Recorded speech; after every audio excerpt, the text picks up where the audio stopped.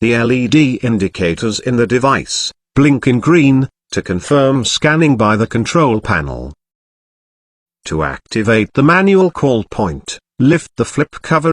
Press the red button. Once done, the LED in the call point would turn red and blink continuously. The external sounders and the talkback units would begin to flash and produce relevant voice message such as this. Your attention please.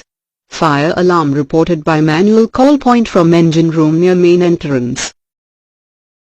Further, the fire alarm control panel would indicate the exact location details, device ID, and type of the actuated device along with date and time.